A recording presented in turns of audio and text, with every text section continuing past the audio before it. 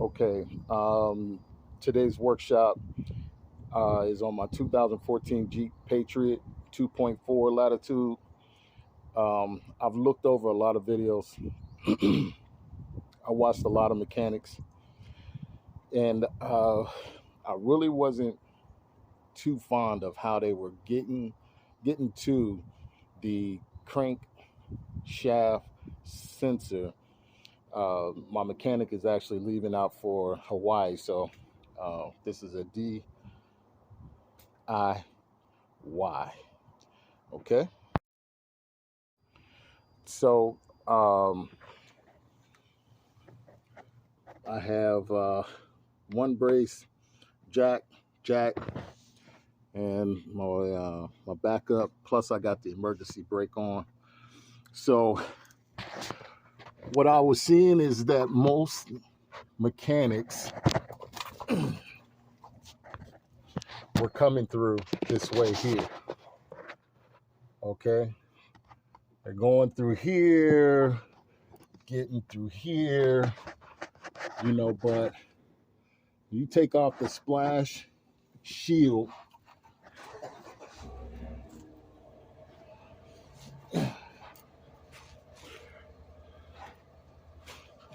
you get up under here. See, under here, I'll try to get this camera lined up for you. Under here, there's a heat shield. If you can see, this heat shield right there has two 10mm bolts holding it down, right? And if you look right there,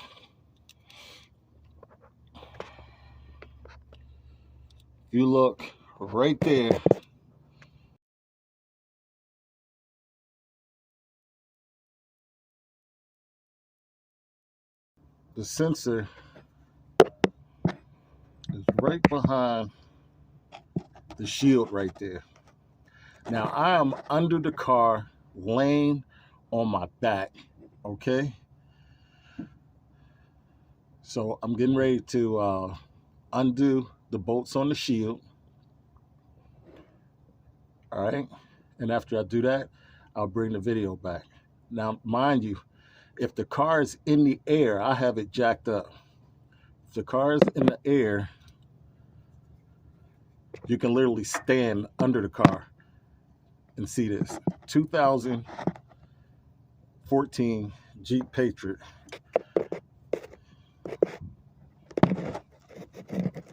There's the crankshaft sensor right there behind the shield. So I'll be right back. Okay, I'm under, and actually the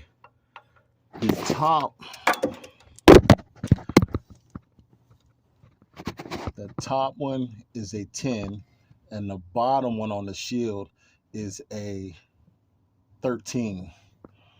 Okay, so if you use boom, boom, boom, boom, boom, boom to hit that 13, you're good. The 10 is easy to get to.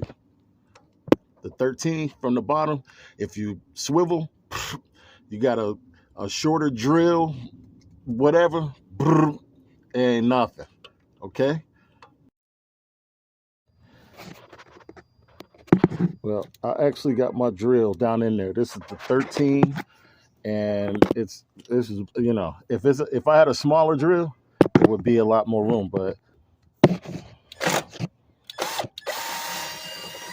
and boom, right out of there. Get that 10 out of there. Boom. That's a 10 on the top, 13 on the bottom. Move the shield out of the way. There she is right there. That is the culprit. And mind you, this joint is hot. I just drove about 30 minutes. It's a little hot, but there she goes right there.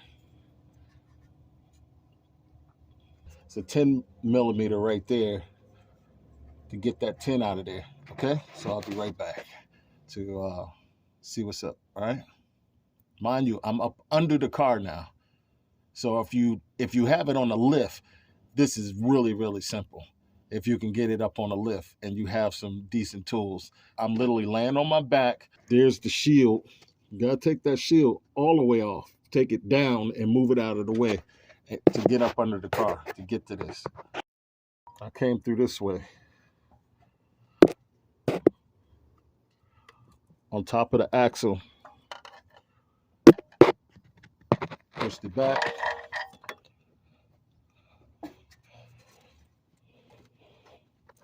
Push down. Boom. She's out. Now I have access. I'm about to get that 10 off of there and snatch that joint out of there. Okay? Hold on. Okay. I cracked it. Wasn't that hard to get that 10 up in there. Once I cracked it, I mean, I've only popped it one time, and she came right out. So we're gonna see how hard it is to wiggle this. Boom.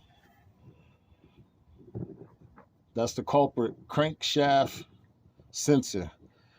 This is what will make your car die when you're driving. This is a 2014 Jeep Patriot. Just shuts off on its own. So I'm gonna grab the new one, get her in there, tighten things back up, and boom. Okay, here's my new one. Part number, Duralast. Got it out of, I just went on over to AutoZone, 20 bucks. I'm a veteran.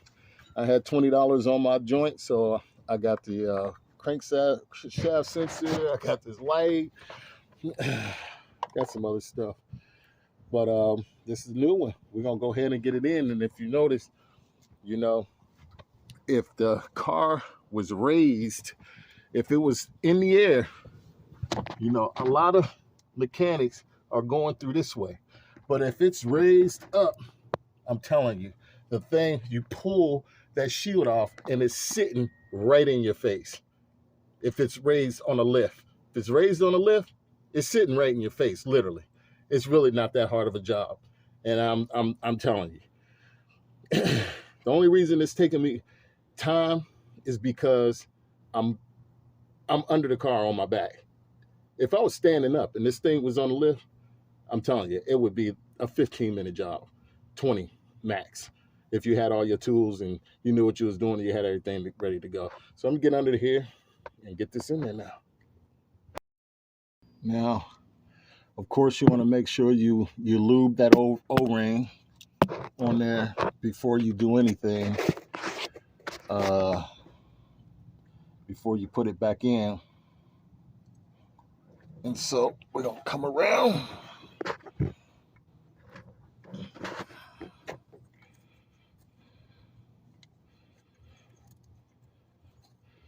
Get that joker on in there.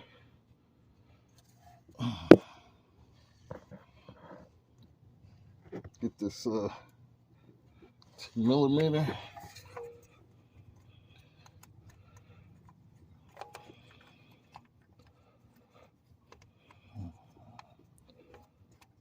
Get her in there.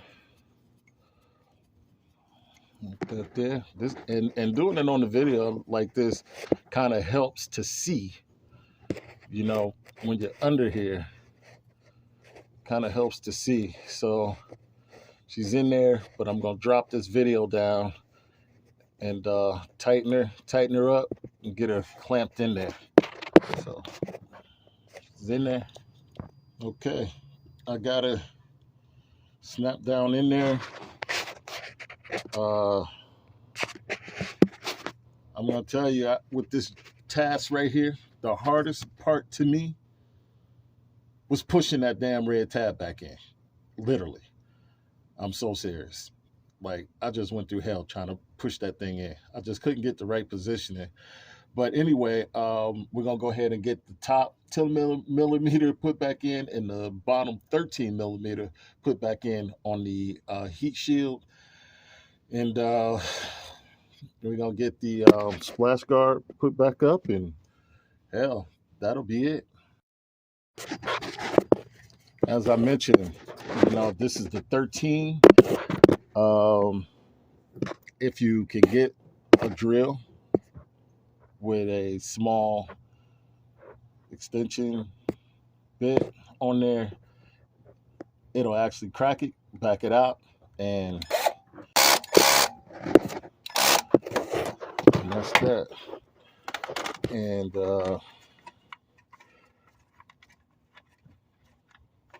I got a 10. I'm going to basically do the same thing on that one right there.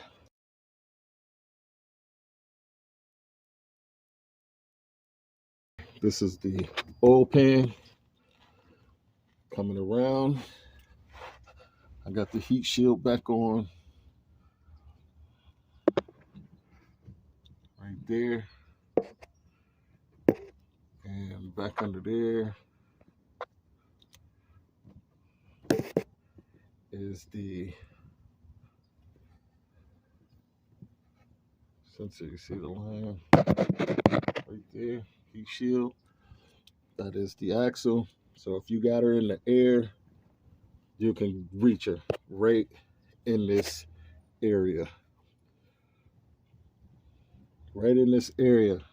I just put a new Cadillac converter on there. After I put the Cadillac converter on, I got that it was shutting off.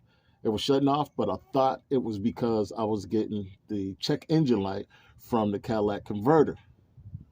When I put the Cadillac converter on, got a check engine light, and it told me that this crankshaft sensor was bad. So I just replaced it. I should be good now. Okay. So I just went around and just put all the screws in and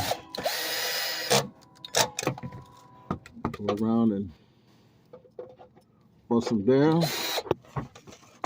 And the splash guard.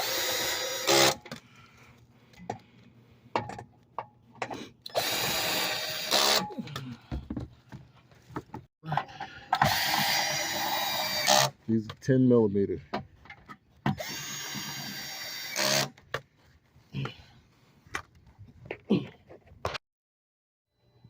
So I didn't get a chance to properly end the video or show the dashboard or anything like that, but she's running good, Another issue with the 2014 Jeep Patriot is the thermostat housing, which I'm going to be replacing this week. I'll probably do a video on that too. Record the installation of the thermostat housing, but the videos that's on Facebook are relevant. I just didn't have the time to go through and record it, but the videos that I've watched were very knowledgeable and helped me get through it pretty fast. My only suggestion on the thermostat housing is not to use the coolant temperature sensor that is on the one that came with the car or whatever. If you change the housing, just purchase another coolant temperature sensor as well. That's what I did. When I took it out, it was just mucky. When you order the housing, they have a new O-ring in there to put on the one that's on the car. I mean, if the housing is bad or what have you, and you're taking the whole housing off, just replace the sensor.